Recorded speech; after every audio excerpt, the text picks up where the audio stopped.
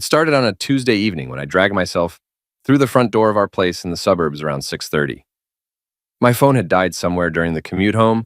I was exhausted from another failed pitch meeting with investors who barely looked up from their phones while I presented.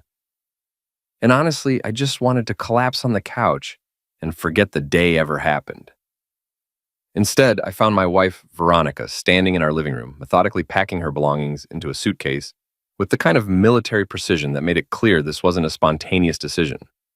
She was folding clothes, organizing toiletries, moving with purpose like she was preparing for a business trip she'd planned weeks in advance. I asked her where she was headed, trying to keep my voice steady even though my heart was already starting to race.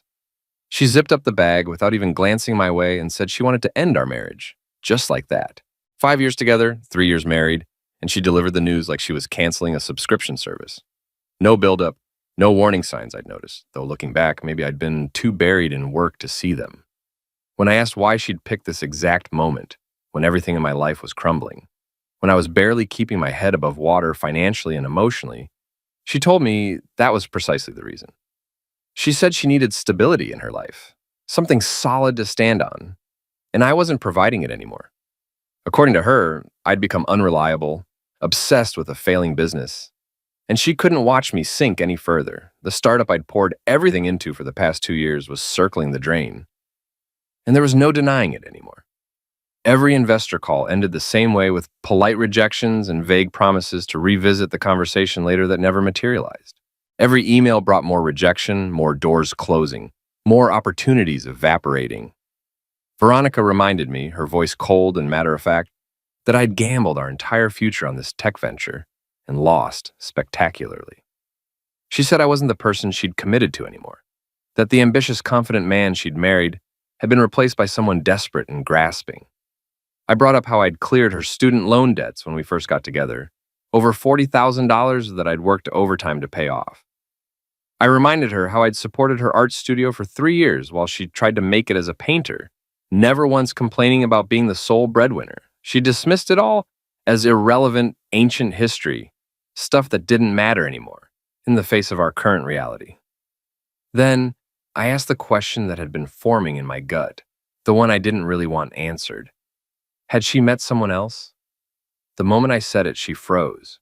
It was just a fraction of a second, barely noticeable, but I saw it. That tiny hesitation before she said no. That split second where she had to decide whether to lie. That hesitation told me everything I needed to know, more than any confession ever could. I told her I wouldn't beg, that if this was her choice, then she should leave. I meant it too. I wasn't going to grovel or plead or promise to change. She said she knew I wouldn't fight for her, like she'd been testing me and I'd failed. She grabbed her suitcase, wheeled it to the door, and walked out. The door closed with this quiet click that somehow felt louder than any argument we'd ever had. That soft sound of finality echoed through the empty house. That night I sat alone in our living room, surrounded by everything we'd built together over 5 years, and pulled out the bottle of bourbon I'd been saving for a celebration that never came. Some fancy brand I'd bought when we first got the startup funding, back when I thought we were going to change the world and disrupt entire industries. I didn't bother with a glass, just drank straight from the bottle while sitting in the dark, leather armchair she'd always complained was too masculine for the space. The silence felt alive, pressing in from every direction, filling up the spaces where her presence used to be. The hum of the refrigerator, the ticking of the clock on the mantel, the creak of the house settling, all of it felt amplified in her absence. I looked through old photos on my phone, swiping through years of memories that now felt like they belonged to someone else's life. Pictures of birthdays where we'd blown out candles together, vacations to places we'd saved up for months to afford. That weekend we spent at the lake, where she'd laughed so hard she'd snorted wine through her nose. The blurry selfie from the hospital hallway the night my father died, when she'd been there for me with her head on my shoulder while I fell apart. I stared at that one for a long time, remembering how she'd held me while I cried, how she'd whispered that we'd get through anything together, how she'd promised to always be there. Those promises felt like lies now, or maybe just things she'd meant in the moment before life got hard and tested them. But now she'd waited until I was at my absolute lowest, until I was cornered with no money and no options and no way out, before abandoning ship. She'd calculated the exact worst moment to leave, whether consciously or not. I wasn't heartbroken exactly, not in the traditional sense of the word. I was insulted. The quiet kind of insult that burrows under your skin and burns slow. The kind that keeps you awake at 3 in the morning, replaying conversations and looking for signs you missed. She'd taken everything I'd given her over 5 years, all the late nights when I'd come home exhausted but still asked about her day, all the sacrifices and compromises, every time I'd put her needs before mine without hesitation, every dream I'd adjusted to accommodate hers. And she'd decided it wasn't enough the moment things got difficult, the moment my value as a provider and partner dropped below her acceptable threshold. But sitting there in that empty house, drinking bourbon that tasted like failure and broken promises, I made myself a promise that I intended to keep no matter what. I wasn't going to drown. No matter how bad it got, no matter how deep the water rose or how heavy the weight on my chest felt, I was going to survive this. I was going to come out the other side even if I had no idea what that side looked like yet. The next morning at the office was brutal in a completely different way. A new flavor of betrayal to add to the collection. We'd already lost half our team over the past few months as funding dried up and paychecks became irregular. Desks sat empty with disconnected monitors gathering dust. And the energy that used to fill the space with excitement and possibility was just gone, replaced by this heavy silence that felt like defeat. My business partner Trevor was there early, hunched over his coffee in the same gray hoodie he always wore when things were tight, the one with the frayed cuffs and the stain on the sleeve he'd never managed to wash out. He looked as exhausted as I felt, like neither of us had slept properly in weeks, like we were both running on fumes and stubbornness. I told him Veronica had left, just stated it plainly without emotion because I didn't have the energy for drama. He looked up slowly from his coffee mug and seemed genuinely sympathetic for about 30 seconds, saying he was sorry and that he'd thought we were solid, that he'd always liked us as a couple. Then he set down his coffee mug with this deliberate movement and dropped his own bomb, like he'd been waiting for an opening. He said he wanted out of the company. He'd lined up another job at some fintech firm downtown, something stable with a real paycheck and benefits and normal working hours, and he wanted to cash out his shares immediately. He said it like he was ordering lunch, casual and matter of fact. I felt like I'd been punched twice in the same spot within 24 hours, like the universe was systematically removing every support beam from my life just to see how long I could stand before collapsing. Trevor had always talked about loyalty, about being partners through thick and thin, about how we'd built this thing together from absolutely nothing in his garage 4 years ago. We'd pulled all-nighters together, celebrated our first client together, weathered every storm as a team. Now he was jumping ship just like Veronica, abandoning me when I needed him most, when the partnership actually meant something beyond good times and easy money. He tried to frame it as a practical business decision. Nothing personal, just smart strategy and self-preservation. The market had shifted. The window had closed. It was time to cut losses. I told him that was exactly the problem. It should have been personal. We'd been friends for years before we ever started this company, had been roommates in college, had stood up in each other's weddings. He left that day with barely a goodbye, just grabbed his jacket and walked out like he was leaving any other job. And suddenly I was completely alone in every sense of the word. Standing in an office that felt as hollow as everything else in my life, surrounded by the ghosts of what we'd tried to build together. The whiteboard still had our old product roadmap sketched out in fading dry erase marker, ambitious timelines and feature lists that would never materialize. Post-it notes with ideas that nobody would ever implement. Coffee mugs with cold dregs sitting on desks that would never be occupied again. It felt like standing in a museum of failure, a monument to dreams that didn't pan out. The divorce hearing came a few weeks later on another rainy morning. The courthouse was all marble and echoes, the kind of place that demanded composure, even when you were falling apart inside. Veronica looked polished and prepared, wearing an expensive coat I didn't recognize, her hair perfect. Her attorney sat beside her, radiating the kind of confidence that comes from charging $400 an hour. They wanted half of everything, including equity in my dying company.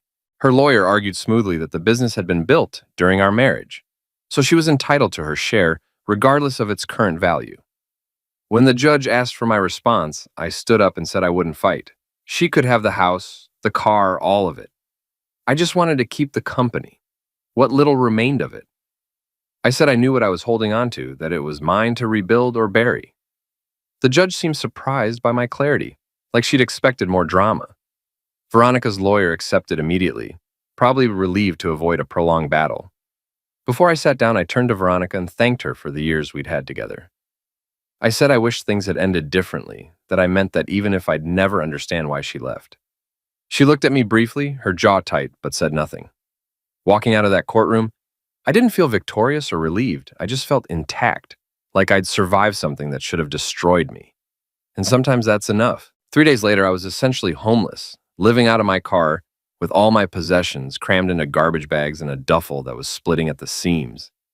I'd crashed on a few couches over those days, spent 2 uncomfortable nights at a buddy's place in the next town over, where I'd slept on a futon that smelled like old pizza and regret. One awkward evening, sleeping on an ex-coworker's office floor with a thin yoga mat as my only cushion against the hardwood. But I was running out of options fast and running out of people willing to take in a broke divorced guy with too much baggage and not enough prospects. You can feel yourself becoming a burden, can see it in people's eyes when they calculate how long they're willing to help before it becomes too inconvenient. Then I got a text from Veronica's younger sister, Isabel. She'd heard what happened through the family grapevine and offered me her couch in the next town over, no strings attached, no judgment. Just a simple offer of help when I desperately needed it. Isabel had always been different from Veronica in ways I'd noticed, but never really thought about deeply. 5 years younger, quieter, more genuine in her interactions. She was the one who'd slip me knowing looks at family gatherings when Veronica was being difficult or dominating conversations with stories that made her the hero of every situation. I remembered this one Thanksgiving dinner that had stretched on for hours when she'd passed me a note under the table while Veronica was holding court about some gallery showing. The note said I was the only reason those dinners were tolerable, with a little smiley face drawn at the end. I'd smiled and tucked it into my pocket, never threw it away actually. Probably still had it somewhere in a box of random keepsakes. I'd always liked her, but never really knew her well beyond surface-level small talk. She'd always been just my wife's little sister in the background, someone I was friendly with but never really connected with on a deeper level. I hesitated before accepting her offer. Spent almost an hour staring at my phone trying to figure out if it was appropriate or weird or crossing some invisible family line. Would Veronica be angry? Did I care if she was? Would this make things awkward at future family events? Assuming I'd even be invited to those anymore? Was I taking advantage of Isabel's kindness? All these questions swirled around in my head while I sat in my car in a grocery store parking lot trying to decide. But I was out of choices and out of pride, had burned through both in record time. I texted back asking if she was absolutely sure, giving her an out if she wanted it. She answered in 5 seconds saying absolutely, with 3 exclamation points that somehow made me feel like maybe this would be okay. Her apartment was tiny but warm. A second-floor walk up above a flower shop on a street that time forgot. There was a liquor store on one end and a dry cleaner with a faded sign from the 90s on the other.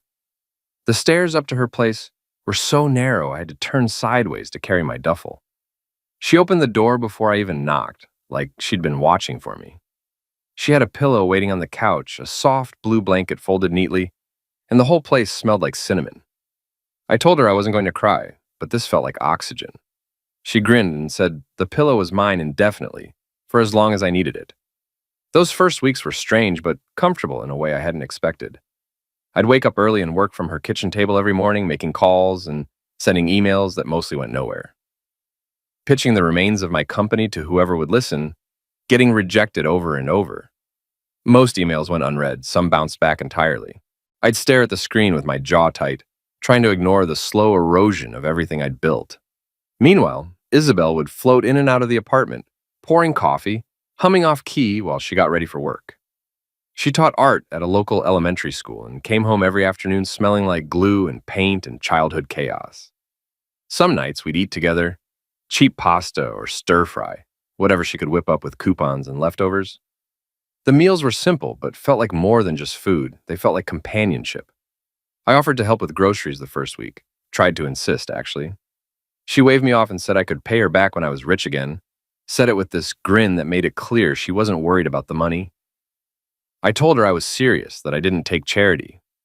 She looked at me gently and said she wasn't offering charity, this was just life. People help each other sometimes. There was no pity in her eyes, only understanding. A week passed, then two, then a month. One night, as she rinsed dishes and I sat with a lukewarm beer, I finally said what had been pressing at my chest. I told her I knew this wasn't her problem, that I knew how weird this probably was, taking in her sister's ex-husband. She didn't look up from the sink, just kept rinsing a plate. Then she said I wasn't her sister's ex to her. I was just myself. I asked her what she meant.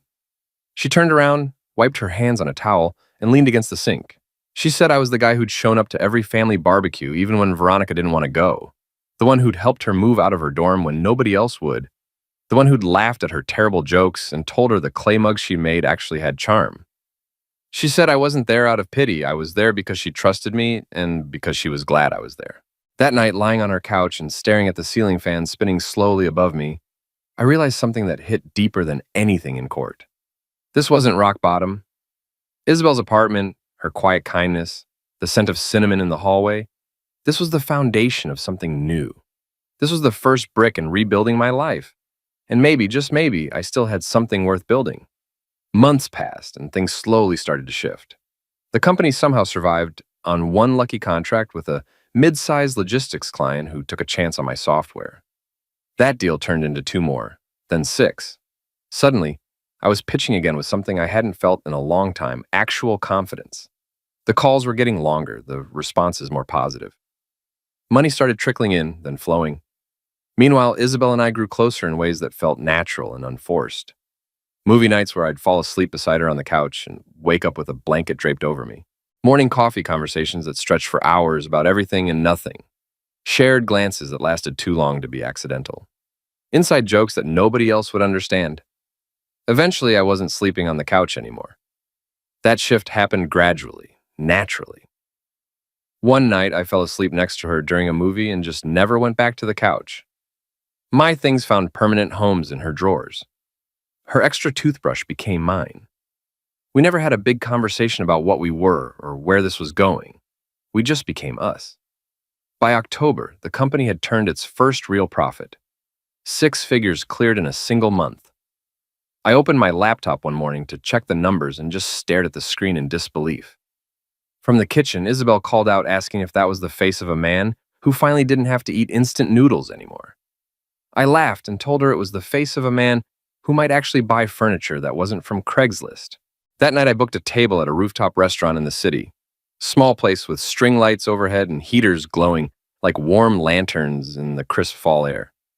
Isabel wore this burgundy sweater dress, and those boots she always called her splurge regret, but never stopped wearing.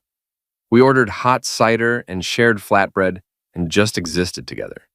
Easy, close, real. Halfway through dinner, I looked at her across the table, lit by that amber light with the wind tossing her hair gently, and I stopped eating mid-sentence. She raised an eyebrow and asked what was wrong. I told her I needed to say something. She tilted her head, waiting. I told her I loved her. It just came out. No dramatic pause, no rehearsed lines. I said I loved her, not because of what she'd done for me, but because of who she was. That this life, whatever it was we'd built together, I wanted it permanently. I wanted her permanently. Her lips parted slightly, and for a second she just stared at me. Then came the blush, soft and deep, spreading across her cheeks like a sunrise. She whispered that she'd been wondering when I'd say it because she'd been there for a while now, had been in love with me for months. I reached across the table and took her hand, felt her fingers warm and steady in mine. That's when my phone buzzed in my pocket. I ignored it, but it buzzed again. Isabel gave me a look and said I could check it. I pulled it out and glanced at the screen. Veronica. The message said we needed to talk urgently. I stared at it for a second, this ghost from my past trying to intrude on my present. Then, still holding Isabel's hand, I typed back that I was busy. I was on a date with her sister. I hit send and set the phone face down on the table. Isabel raised an eyebrow and asked if that was Veronica. I said, yep. She grinned wide and said it was about time Veronica saw who actually stayed. I leaned back with my cider in hand, heart steady, and for the first time in a long while, I felt completely whole. A few weeks later, on a Friday afternoon, Veronica showed up at my office unannounced. I was standing by the window, watching traffic crawl below when the door slammed open. I turned slowly, and there she was, windblown, with pale eyes rimmed red. She looked wrecked, like she hadn't slept in days. She didn't knock, didn't ask permission, just walked in like the room owed her an audience. She said my name, her voice already breaking. I didn't respond, just walked behind my desk and took a seat. I gestured to the chair across from me like I was welcoming a client, not the woman who'd packed a suitcase and walked out of my life without looking back. She sat down, but barely, perched on the edge like she might bolt at any moment. She said she'd messed up worse than I knew. Her hands were shaking badly. I said nothing, just waited. She looked up and met my eyes, and for the first time since the divorce hearing, I saw real fear in her face. Not anger, not cold calculation, just the sinking realization of someone who'd destroyed everything and was only now understanding the consequences. She told me it was Trevor, that they'd been involved before she even left me, that they'd been having an affair while I was drowning in work trying to save the company. She said she didn't plan it, that it just happened, that Trevor had told her I was lost in the business, obsessed and blind to reality. He'd convinced her that I wasn't the right person to lead the company anymore, that if he took control, he could save everything. She said she was scared and tired, and she believed him. She took a shaky breath and continued. Trevor had started talking about how he could bring in better clients, clean things up, turn it all around. She thought he was trying to help, but he didn't save anything. He'd been draining the company quietly, stealing leads and rerouting them to another firm he was consulting with on the side. He'd used her to get into my blind spot, used their relationship to distract me and cover his tracks. She claimed she didn't know at first, swore she didn't realize what he was doing until it was too late and she was already too deep in it.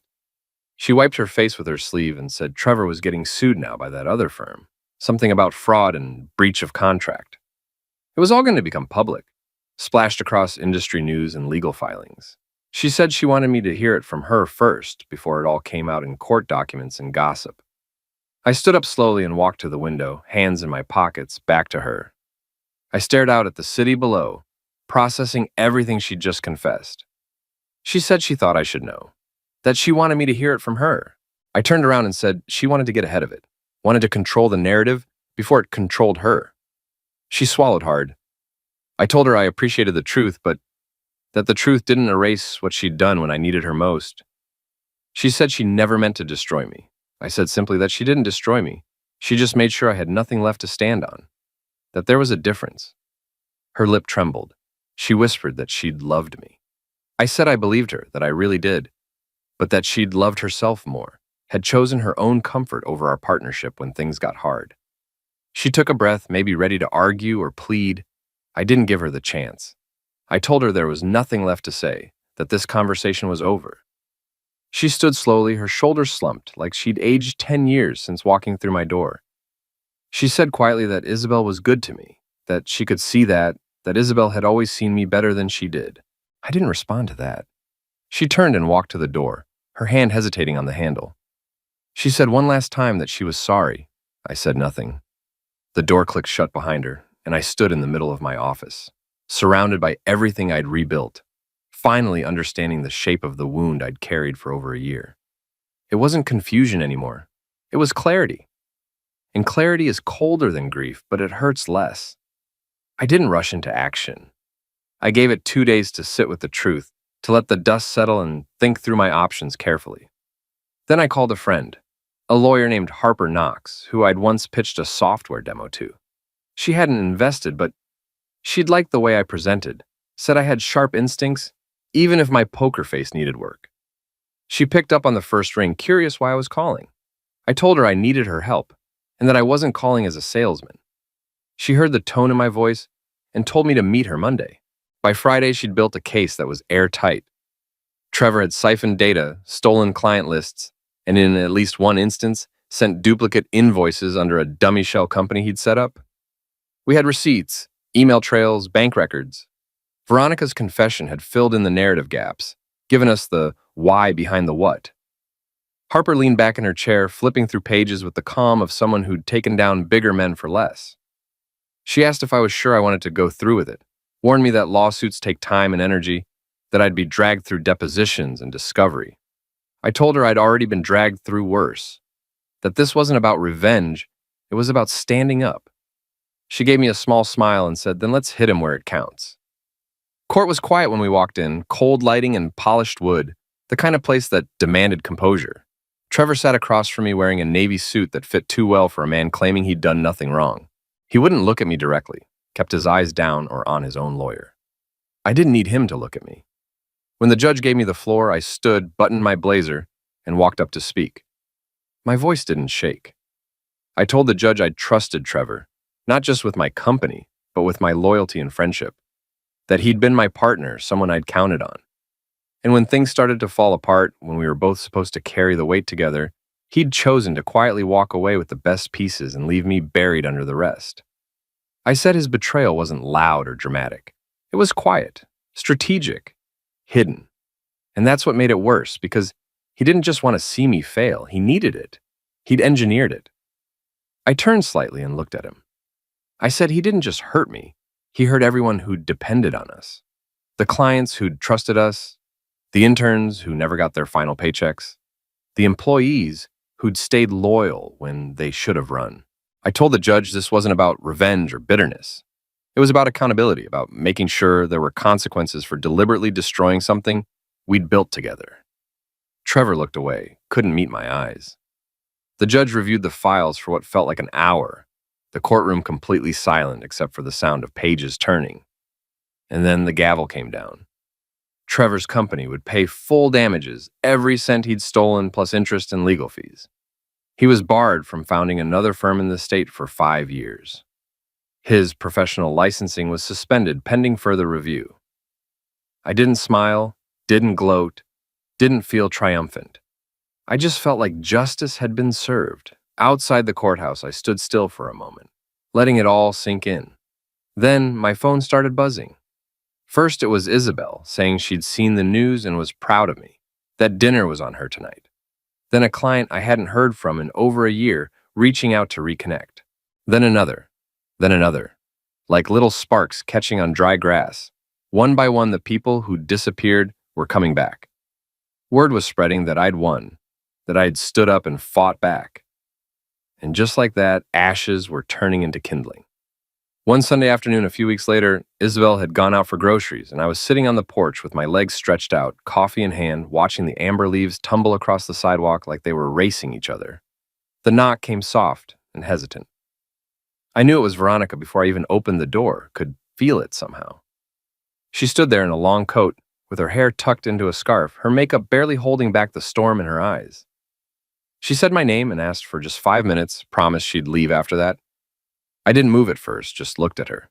Then I stepped aside, not because I owed her anything, but because I needed to close this chapter properly, needed to say what hadn't been said. She walked in slowly, glancing around the living room like the walls might accuse her. The space was modest but warm. Books stacked on the table, the soft hum of Isabel's favorite jazz station playing low from the kitchen speaker. Veronica took it all in, seeing the life I'd built without her, then turned toward me. She said she'd been thinking about me constantly since that day at my office, since she'd finally told me everything, that she knew she'd destroyed what we had, knew it was her fault. But she said she didn't come to rewrite history or make excuses. She came because I needed to know she still loved me, that she'd never stopped. I looked at her, not the way I used to with hope or longing, just with the quiet steadiness of someone who'd already buried that chapter and moved on. She said she'd thought she was doing the right thing back then, that she'd been scared watching the business die, watching me slip away into obsession, that Trevor had told her things that made it easy to believe it was all over, that there was no saving it or me. Tears slid down her cheeks and she didn't bother wiping them away. She said she confessed everything not to win me back or clear her name, just because she couldn't carry the weight of the lies anymore. But now standing in my living room, she couldn't ignore it anymore. She said she wanted another chance with me, wanted to try again now that everything was out in the open. The silence stretched long enough for her hope to rise and then crash. I told her gently but firmly that I was sorry, but that part of my life was over. That I appreciated her honesty, I really did, but the truth didn't erase what she'd done when I needed her most. She stepped forward, reaching out slightly. I stayed where I was. I told her she'd left me, not in a storm of anger or during a fight, but deliberately. She'd looked me in the eye while I was bleeding out and walked away. And now that I was standing again, now that I had something to show for surviving the wreckage, she wanted to come home. I said I understood why, but the answer was no. She wrapped her arms around herself, like the chill had finally reached her bones. I told her she was right, that she didn't come to rewrite history. She came because she couldn't live with how it ended. But I could live with it. I'd made peace with it months ago. She whispered that she'd loved me. I said I believed that, I really did. But I told her Isabel had loved me through it all, had loved me when there was nothing to love but potential and hope. That stopped Veronica cold. I didn't say it with anger, just simple truth. I said Isabel had stood by me when there was nothing left to stand on, that she'd opened her door when I had nowhere to go, that she'd filled the silence Veronica left behind. Not to save me or fix me, just to be there. I said I was hers now, and that I was happy, truly happy for the first time in years. Veronica's lip trembled and she nodded slowly, understanding that this really was the end. She turned toward the door and her hand hesitated on the knob. She said one more time that she never meant to hurt me that way. I said I knew, but that she had anyway, and that was something we both had to live with. She opened the door and stepped out into the crisp autumn afternoon. I watched her walk down the path, her shoulders hunched, her steps slow and heavy.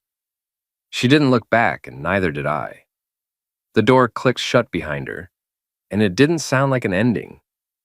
It sounded like peace, like the final page of a book I'd already finished reading. A few days later, I went to a small jewelry store tucked between a diner and a record shop on a quiet street downtown. The sign was faded and the bell on the door was too eager, but it felt right somehow. The man behind the counter was in his 60s, with glasses sliding down his nose and a voice that was low and warm. I told him I didn't want anything flashy or oversized. Nothing that screamed, "Look at me." Just something honest. He nodded like he understood that better than anything, like he'd been waiting his whole career for someone to ask for honest instead of impressive. 10 minutes later, I had it. A simple, thin gold band with a single diamond, no extra frills or complications. It didn't need them. Isabel wasn't the type to count carats or compare rings. She noticed things like quiet effort and genuine eye contact, and whether you showed up when you said you would. That evening, I came home to the scent of roasted garlic and the faint crackle of a vinyl record playing from the corner of the living room. Isabel sat cross-legged on the couch with her hair pulled back, a paperback open on her lap. She looked up when I walked in and said I was late. I held up a bag of takeout and a small black box, told her I'd had an errand to run. She raised an eyebrow and asked if that was from the sketchy taco place or the expensive one. I smiled, walked over, set the food down on the coffee table. Then I took a slow breath, reached into my pocket, and lowered myself onto one knee right there in our living room. Her eyes widened, and the book dropped from her hands, hitting the floor with a soft thud. I said her full name, told her she'd taken me in when I had nothing, no pride, no place to go, barely a pulse. That she'd reminded me how to breathe, how to stand back up when I'd forgotten. I said she didn't fix me, she just stood still beside me while I fixed myself. And now I wanted to spend the rest of my life standing beside her. There was one perfect beat of silence, where the whole world seemed to hold its breath. Then she screamed, full joy and full volume, and practically tackled me off balance as she threw her arms around my neck. She shouted yes over and over, laughing and crying at the same time. I slipped the ring onto her finger, and she looked at it like it was glowing from the inside out, like it was the most beautiful thing she'd ever seen. She held my face in both hands and asked if I was sure, really sure.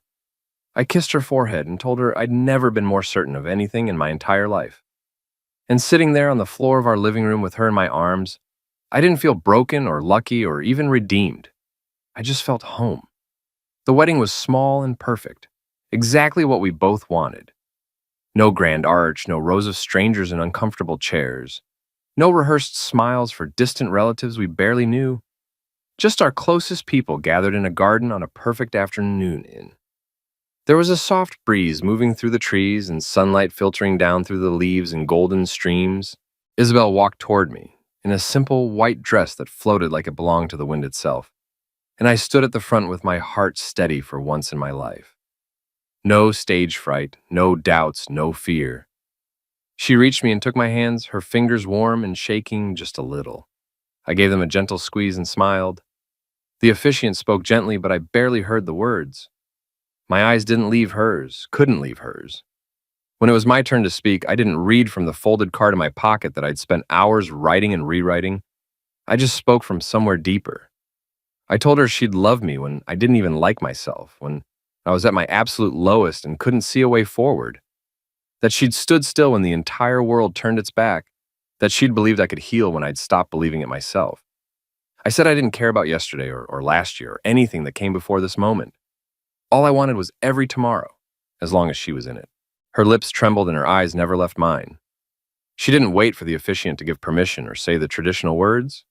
She just leaned in and kissed me, soft and full and perfect. And the garden around us disappeared. There was gentle applause breaking out around us, a few tears from friends, a few cheers. But all I could see or feel was her later, as we stood hand in hand under the evening sky with the sun setting in brilliant oranges and pinks. I looked at everything around me. Our friends laughing and talking, the simple beauty of the garden, the peace in Isabel's eyes. And I realized this was the real victory, the one that actually mattered. Not the court ruling against Trevor, not the money flowing back into the company, not even the vindication of being proven right. This was it, finding something unshakable in the ashes of everything they'd tried to break. A new home, a new love, a quiet life built with both hands and honest effort. The past was finally where it belonged, behind me, and the future stretched out ahead, full of possibility. So that's my story, the whole messy, complicated journey from rock bottom to here. I guess I'm still processing some of it, still trying to make sense of certain pieces. Like whether Veronica's confession actually mattered in the end. Was it too little too late? Just a selfish attempt to ease her own guilt? Or did it take real courage to come clean even after everything was already destroyed, knowing I might never forgive her? I honestly don't know the answer. Maybe both things are true. Maybe people are complicated and motives are never pure. But I do know I'm exactly where I'm supposed to be now, and that's enough. More than enough, actually. It's everything.